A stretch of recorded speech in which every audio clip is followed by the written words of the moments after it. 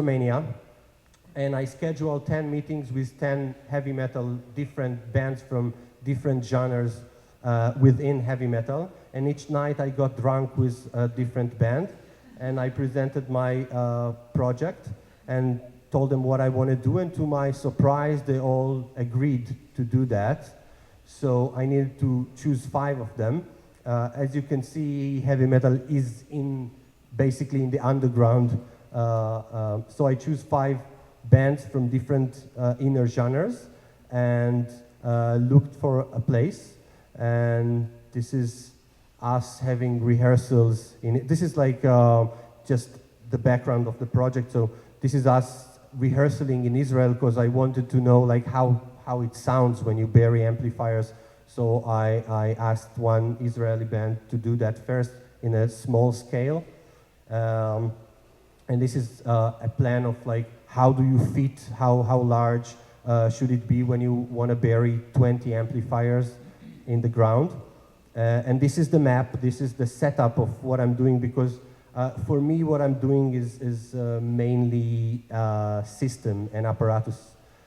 So for me this is very important to see how this thing is operating, you know. So these are the lighting and the bands and the hall and all the cables and everything. This is the plan for how we should.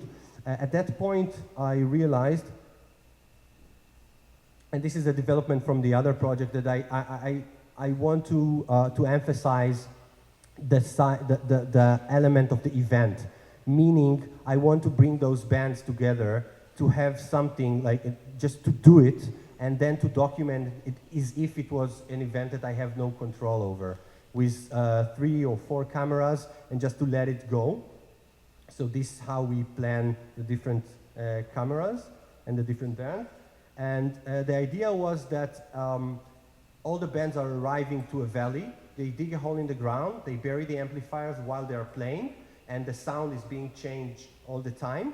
And then at night, when night falls and the speakers, the amplifiers are completely covered, we play one song together that we wrote in advance in Israel, and we send them, and they learn it, like 20, not 20, but 5 drummers, 10 guitar players, blah, blah, blah, all playing the same tune together. And this is how I planned it to be. So I'm going to show you now a 4-minute clip.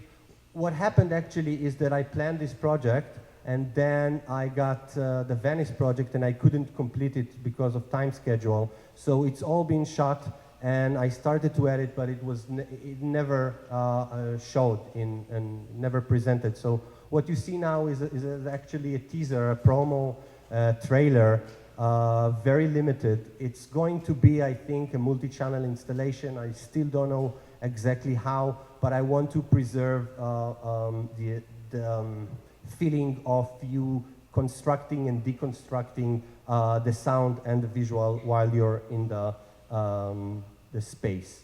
So we're gonna watch this. It's a 4-minute thing.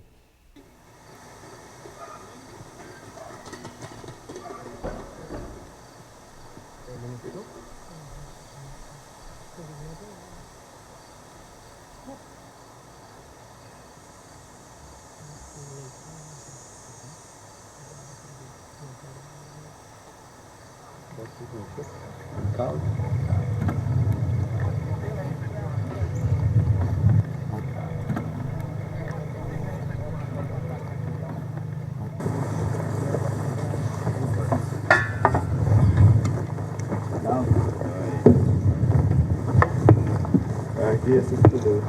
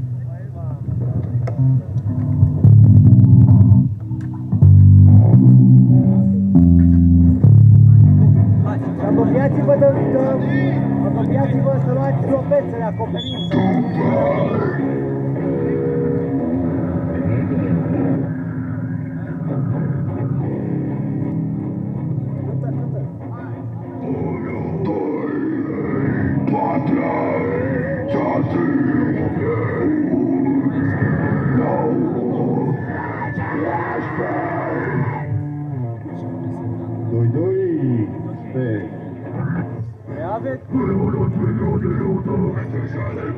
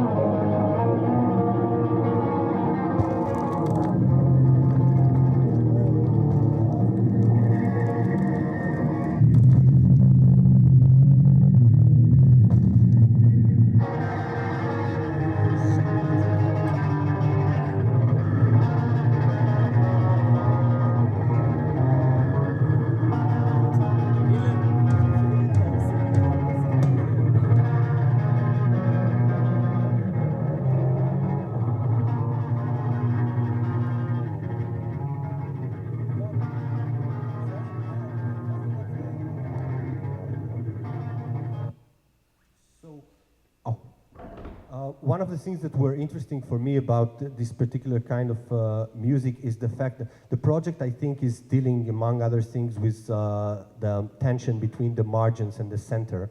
And I think for those people, being outside of the center, but actually willing to, desiring to belong to the mainstream or to the Western or whatever, to this, what they imagine as the center, is something very crucial. And the thing is that I asked them, I asked the bands, like, why are you singing in English? Why don't you sing in Romanian? And they told me, you don't understand, we don't want to sound Romanian, we want to sound heavy metal. As if heavy metal is this international language that you can belong to. And then I realized that if they were pop bands and singing in English, all of you, or not all of you, or the Americans among you, will hear them and say, oh, they suck because they sound like their accent is really bad and they sound terrible. But when they do like, so there's no, I mean, the accent is not important at all, because this is like an international language, or like a visceral language that bypasses, you know, geography in a way. And that's what I found interesting about that. So I'm going to skip to the Venice project that started actually from, I think, the last point where I left the Romanian project. And in that project, sorry.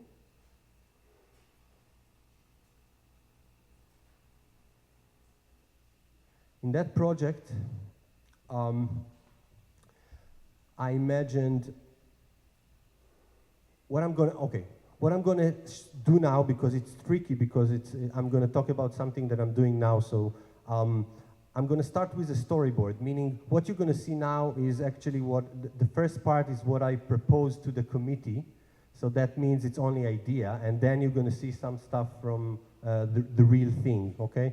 And I hope this it will be interesting to go from that to here. So the storyboard starts actually where the Romanian project ends, with a group of people digging a hole in the ground. That was the intention. At the end, they didn't dig anything, they just went into the ground. But the idea at the beginning was, I imagined a group of, let's say, 30 people, men and women, different ages, digging a hole in the ground, and then this hole is turning into a tunnel, and they go down and down into the ground, and then they reveal a system of secret tunnels and passes. They are all underground, and like in any, and the journey, in an underground journey starts, and like in any good journey, they have to overcome obstacles, and they have to find their way, they have to navigate, they have to walk through the darkness, to use flashlights, to go through narrow places, caves, blah, blah, blah. And then after a long, long journey, suddenly we don't expect it, but they suddenly stop and start to dig up as if they want to go above the surface. And they use ropes and they climb, and this is a very physical thing. And after a huge effort, the first one of them is succeeding to go above the surface, and then the camera goes back, and we realize that we are in the Israeli pavilion in Venice. So this weird group of people actually uses a secret passage and to go from Israel to Venice, to break the floor of the Israeli pavilion and to take over the Israeli pavilion, to occupy it if you want. And so you have 30 filthy people taking over the pavilion, and then we realize they did all that in order to have a workshop. And this workshop is actually a sculpting workshop, and we discovered that each one of them brought from home, from Israel, a chunk of clay, and they find stands in the place, and they put the clay on the stand, and each one of them starts to make a self-portrait in clay. And those people are not professionals. Some of them are, but most of them are not. And each one of them is making a very caring self-portrait, till in a certain point, they take microphones and they stick it in their own faces, meaning the clay faces, their portraits. So you have a system now, similar to the 588 project, which you have 30 people, roughly 30 people, 30 stands, 30 sculptures, 30 microphones, and 30 cables that's going from the two upper levels of the pavilion, all going like snakes or like an octopus or like the Nile Delta, to the ground level.